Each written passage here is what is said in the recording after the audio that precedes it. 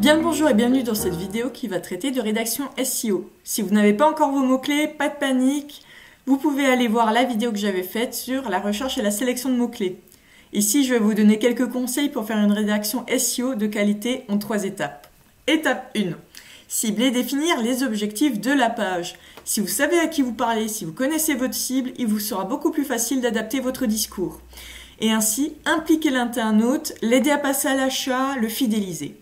Mais il faut également être au clair sur ce que vous voulez dire et transmettre sur cette page.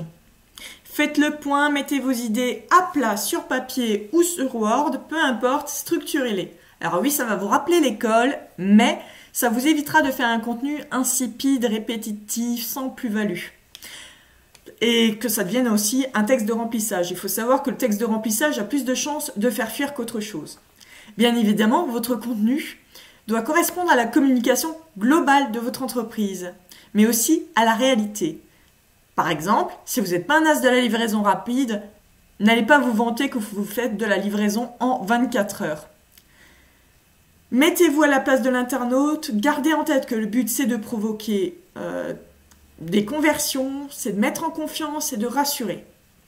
Pas d'endormir ou de provoquer une migraine. Pour moi, la rédaction SEO marketée est vraiment un objectif à avoir et à atteindre. Étape 2.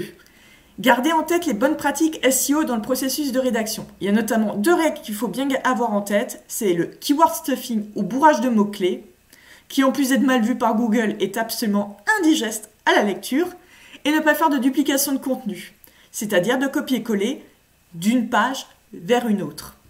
Chaque contenu doit être unique. Une fois que vous avez tout ça en tête, vous pouvez passer à l'étape 3. Structurer la page et placer vos mots-clés dans le contenu. Votre contenu devrait être composé de 300 mots minimum, mais cela va aussi dépendre de la requête et des concurrents qui sont placés dessus. Il faut savoir que plus votre contenu sera dense, plus vous aurez de possibilités d'intégrer le mot-clé et plus vous aurez aussi de possibilités d'intégrer des synonymes et d'apporter ainsi une richesse sémantique. Ensuite, il faudra hiérarchiser le contenu avec des niveaux de titres qui vont de H1 au H6. Le H1 est obligatoire et doit être unique.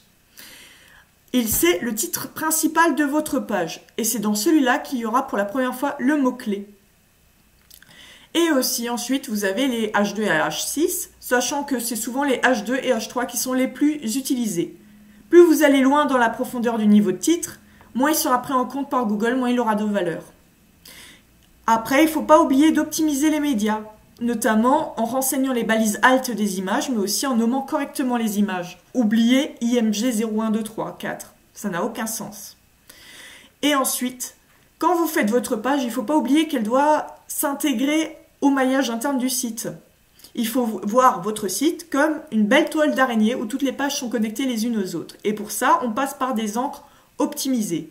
Par exemple, vous avez une page à propos où vous allez dire que vous fabriquez des fenêtres PVC. Et bien, fenêtre PVC sera un lien hypertexte qui renverra vers la page fenêtre PVC. Du coup, j'espère que vous aurez mieux compris cette notion d'encre optimisée. Et bien évidemment, en toute dernière étape, avant de publier, il ne faut pas oublier de renseigner les métadonnées, car les métatitres et les métadescriptions, c'est ce qui permet à l'internaute d'avoir envie ou pas de cliquer dans les résultats de Google et ainsi d'accéder à votre page. Bien évidemment, vous avez plein d'outils qui vous permettent de vous aider à optimiser du contenu. Il y a 1.fr, Youtextguru, etc. N'hésitez pas. Et bien évidemment, une fois qu'il sera publié, vous devrez observer les résultats pour éventuellement adapter le contenu avec Google Analytics, mais aussi en ayant des outils de positionnement de mots-clés comme Ranks par exemple. Voilà, j'espère que ça va vous aider. Je vous souhaite une très bonne journée et à bientôt. Au revoir.